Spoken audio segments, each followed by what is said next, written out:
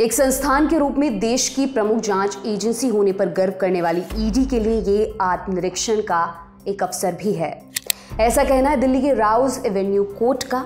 Live law की report के अनुसार राउज एवेन्यू कोर्ट ने कहा कि प्रवर्तन निदेशालय यानी ईडी को आत्मनिरीक्षण करना चाहिए कि सभी मामलों में तेजी से और निष्पक्ष जांच के लिए उसे क्या कदम उठाने की जरूरत है। कोर्ट ने ईडी को लेकर ऐसा क्यों कहा, क्या है कि पूरा मामला इस वीडियो में आपको विस्तार से बताएंगे। इंडिया टुडे की रिपोर्ट के अनुसार राउज एवेन्यू कोर्ट ने ईडी के इन्वेस्टिगेटिंग ऑफिसर यानी जांच अधिकारी पंकज कुमार को एक नोटिस जारी किया है। नोटिस जारी कर ये बताने के लिए कहा गया कि गलत जांच के लिए उनके खिलाफ अनुशासनात्मक और दंडात्मक कार्रवाई की अनुशंसा क्यों नहीं की जानी चाहिए। ये आदेश prevention of money laundering act PMLA के तहत विशेष अदालत के जस्टिस मोहम्मद फारूक ने दिया। लाइव लॉ की रिपोर्ट के अनुसार जस्टिस मोहम्मद फारूक ईडी द्वारा दायर एक शिकायत मामले की सुनवाई कर रहे थे। ये मामला PMLA की धारा 3 और 4 के तहत कथित अपराध करने के लिए 5 व्यक्तियों के खिलाफ दर्ज किया गया था।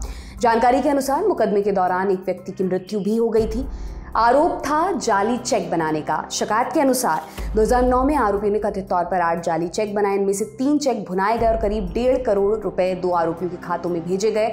इसके अलावा यह आरोप भी लगाया गया कि आरोपियों ने बचे हुए 5 जाली चेकों को भुनाने की भी कोशिश की, हालांकि वो इसमें कामयाब नहीं हो पाए क्योंकि बैंकों द्वारा चेकों की जालसाजी का पता लगा लिया गया था।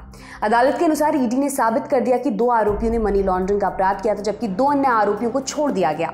अदालत ने कहा कि IO पंकज कुमार मामले में निष्पक्ष और उचित जांच करने में असफल रहे। मुकदमा चलाने लायक सबूत रिकॉर्ड में होने के बावजूद उन्हें आरोपी नहीं बनाया गया। ये चूक जानबूझकर की गई थी जिससे दोषी व्यक्ति बच निकले। अदालत के मुताबिक IO ने एक आरोपी के बैंक अकाउंट की जांच नहीं की। ये इन्वेस्टिगेशन को गलत दिशा देने के साथ उन सबूतों को छिपाने की भी कोशिश लगी जिनकी वजह से उनका दोष साबित हो सकता था। कोर्ट ने इसे दोषपूर्ण जांच का मामला कहा। साथ ये भी कहा कि ईडी ने ना तो उस व्यक्ति के ठिकाने का पता लगाने का प्रयास किया और ना ही उसके खिलाफ कोई कठोर कदम ही उठाया। अदालत ने आगे कहा इससे अभियोजन पक्ष के मामले पर प्रतिकूल प्रभाव पड़ा क्योंकि दोषी व्यक्ति दोषमुक्त हो गए। मामले में हुई देरी को लेकर भी कोर्ट ने टिप्पणी करते हुए कहा कि जांच एजेंसियों से उम्मीद की जाती है कि जांच में अनावश्यक रूप से देरी ना हो। जांच जितनी लंबी खिंचती है, सबूतों के नष्ट होने की संभावना उतनी बढ़ जाती है।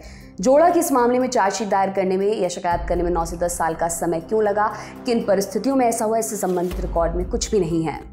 इससे पहले हाल ही में इलाहाबाद हाई कोर्ट ने भी एक मामले में ईडी को लेकर टिप्पणी की। कहा कि अगर ईडी ECIR यानी सूचना रिपोर्ट की जानकारी समन किए गए व्यक्ति को नहीं देती है तो कम से कम उस व्यक्ति को उस पर लगे आरोपों की जानकारी देनी चाहिए। इलाहाबाद हाई कोर्ट की टिप्पणी सौरभ मुकुंद बनाम ईडी के मामले में सामने आई। जस्टिस मोहम्मद फैज आलम खान ने टिप्पणी करते हुए कहा कि पूछताछ या जांच सभी लोगों के लिए निष्पक्ष होनी चाहिए। सुप्रीम कोर्ट ने फैसला सुनाया था कि ईडी के लिए तलब किए गए व्यक्ति को ECIR की एक प्रति देना अनिवार्य नहीं है। इसको लेकर जस्टिस खान ने कहा अगर कुछ भी स्पेशल सिचुएशन नहीं है और किसी व्यक्ति को अगर ईडी बुलाती है और ईडी के पास ECIR की कॉपी नहीं है तो कम से कम व्यक्ति को आरोप के बारे में जानकारी देनी चाहिए। इससे वह खुद को केस के लिए तैयार कर सकता है और जानकारी इकट्ठा भी कर सकता है।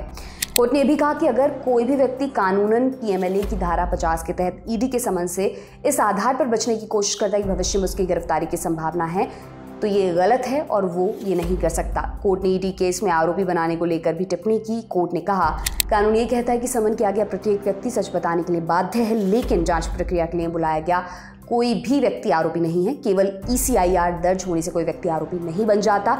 गिरफ्तार होने पर या मुकदमा चलाने पर ही वो आरोपी बन सकता है। आपका इस पर क्या कहना है ये हमें कमेंट बॉक्स में जरूर बताएं। मेरा नाम दिव्यांशी समराव है। देखते रहिए दी लंदन टॉप। बहुत बहुत शुक्रिया।